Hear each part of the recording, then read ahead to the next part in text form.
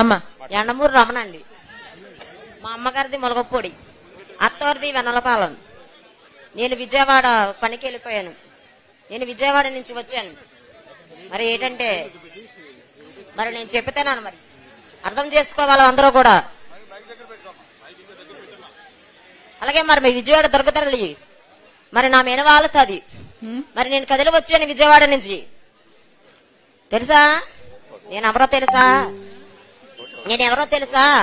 నీ అన్న నువ్వు వచ్చారే, దర్శనానికి వచ్చారా? పొట్టి చీర పట్టుకొని వచ్చారు కదా విజయవాడ కొండెక్కి, 101 మెట్టు ఎక్కి రాలేదా? మర్చిపోయావా? అది ఒకసారి నాకు మాట్లాడి అవకాశం ఇయ్యి. వెన్నలపాలెం పాట మీద ఒకటి జరిగింది, నేను చెప్తాను. మరి రచ్చబండలో రమ్మన్నారు కదా, అన్ని కష్ట సుఖాలు చెప్పుకోవాలి కదా, చెప్పుకుంటేనే కదా అర్థం అవుతుంది. నేను చెప్తాను, నువ్వు ఆలోచించు. అదనమాట. నీకు ఆడబిడ్డ ఉంది, నాకు ఆడబిడ్డ ఉంది, ప్రతి ఒక్కరికి ఆడబిడ్డ ఉంది. కానీ ఒక ఆడబిడ్డకు అన్యాయం జరిగితే ఎంతమంది నాయకులు ఉన్నారే, ఎవరన్నా సాయం వచ్చారా? వాళ్ళకి ఆడవాళ్ళు కానీ మొగోళ్ళు లేరని ఎవరన్నా కూడా వాళ్ళకి సాయం రాలేదే. వాళ్ళు పగవాలే వెళ్ళి వాళ్ళకి అప్పమాత్రం. నాకు అర్థం కాలేదు తల్లి, నీ సమస్య ఏమిటి? నేను చెప్తా, నాకు నీకు అర్థమవుతుంది, అర్థమయ్యే వాళ్ళకి అర్థమవుతుంది, అప్పుడు వాళ్ళకి చెప్తారు. అర్థమయ్యే వాళ్ళకి అర్థమవుతుంది, మీకు చెప్తారు. ఒకసారి ఒకే ఒక్కసారి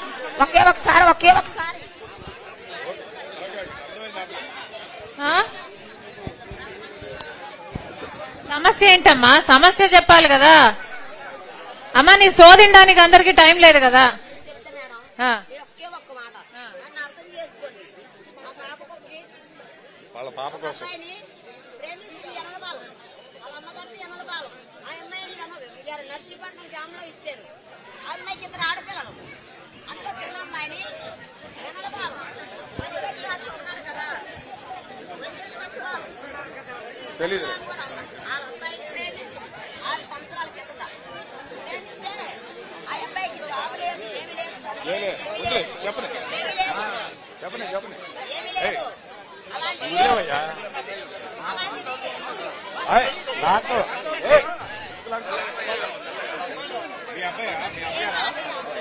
మీ అమ్మ వాళ్ళ అమ్మగారేలండి, వాళ్ళ అమ్మగారే ఈ బాబు వాళ్ళ.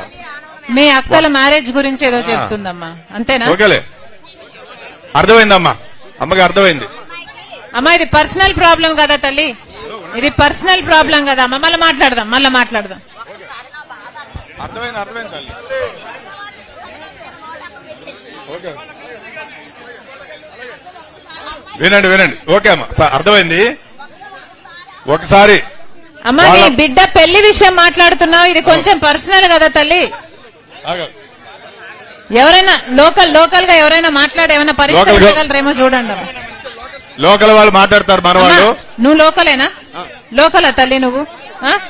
ఈమెను తీసుకెళ్లి మాట్లాడు. ఈమె బిడ్డకి ఏదో మ్యారేజ్ ప్రాబ్లం అంట, ఆయన మాట్లాడుతుందిలేమో. నెక్స్ట్ ఎవరమ్మా?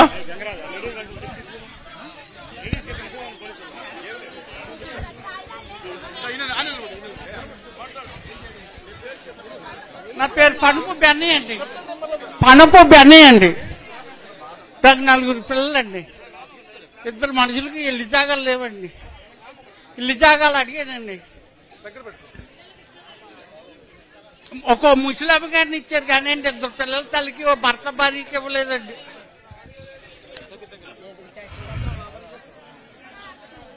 ఇద్దరు పిల్లల తండ్రి అండి, ఓ భర్త భార్య.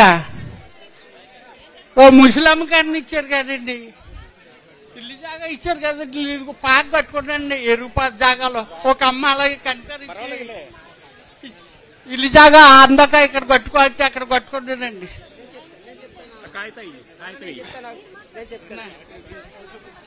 అమ్మా నమస్కారం అమ్మా. మా నాన్నగారి పేరు పొన్నపు బెన్నయ్య. అవును, మాది మొలగపూడి గ్రామమే. మేము 4 అన్నదమ్ములమే. మా నాన్నగారు అంటే ప్రస్తుతం ఇక్కడ ఇంతకు ముందు సేపర్ కింద పనిచేసేవారు. ఒక రోజు అనుకోకుండా పడిపోవడం వల్ల చెయ్యి పనిచేయట్లేదు. ప్రస్తుతం ఆ పని కూడా వృత్తి మానేశారు. ఆ జీతం డబ్బులు ఇప్పటికీ కూడా మనం అడుగుతుంటే ఎన్ని రోజులు బతిమలాడినా సరే 2 నెలలకి 3 నెలలకి ఇవ్వడం తప్ప మిగతా ఇవ్వడం లేదు. ఈ మధ్యన అడిగితే సెక్రటరీ గారు కానీ సర్పంచ్ గారు కానీ ఇస్తాంలే ఇప్పుడు ఇవ్వకపోతే తర్వాత ఇస్తామనేసి వాయిదాలు వేసుకుంటూ ఎప్పుడో ఉన్నప్పుడు మాత్రమే ఇవ్వడం చేయడం చేస్తున్నారు. అదొకటే మేము నలుగురు అన్నదమ్ములకి నలుగురిలో ఏ ఒక్కరికి ఇల్లు స్థలం ఇవ్వలేదండి. దానికోసం నేను ఎన్నిసార్లు దరఖాస్తు చేసినప్పటికీ దాన్ని రిజెక్ట్ చేసేవారు లోకల్ గా. ఇంకొక విషయం ఏంటంటే మా నాన్నగారు చెప్పేది ఏంటంటే కనీసం ఇద్దరు అన్నదమ్ములు ఉంటే ఒకరికైనా ఇవ్వాలి అలాగని చెప్పేసి అడిగినా వాళ్ళకి ఇవ్వలేదు. సింగిల్ గా ఒక ముసలామే ఉన్నా సరే వాళ్ళకి కొంతమందికి స్థలాలు ఇచ్చారు, వాళ్ళకి అనుకున్నవైన వాళ్ళకి. కొంతమందికి ఇద్దరు అన్నదమ్ములు ఉన్నప్పటికీ స్థలాలు ఇచ్చారు, కానీ నలుగురున్న వాళ్ళకి కానీ ముగ్గురున్న వాళ్ళకి కానీ ఇల్లు స్థలాలన్నా ఇవ్వలేదు. ఎన్నిసార్లు దరఖాస్తు చేసినా అవి పట్టించుకోలేదు. అవి మీ దృష్టికి తేయడానికే మా నాన్నగారు మాట్లాడుతున్నారు. దాంట్లో కొంతమంది అర్హత ఉన్న వాళ్ళకి కానీ పెన్షన్లు కానీ 45 సంవత్సరాలు వీటికి సంబంధించిన కానీ కొంతమందికి అందలేదు. అవి ఎవరికైతే వాళ్ళకి అనుగుణమైన మనుషులు ఉన్నారో వాళ్ళకి మాత్రం వయసులు మార్పించి మాత్రం 45 సంవత్సరాలు ఆ అమౌంట్ రావడం కానీ ఇటువంటి చాలా గ్రామాల్లో సమస్యలు ఉన్నాయి. కాకపోతే రాజకీయ పరంగా కొన్ని ఇబ్బందులు ఎదురయ్యి అవి దృష్టికి తెస్తే ఏమవుతారని కొంతమంది మాట్లాడలేకపోతున్నాం.